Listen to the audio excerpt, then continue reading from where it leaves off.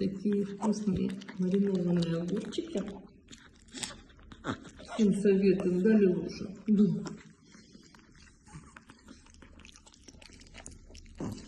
Это даже Левушка их ест.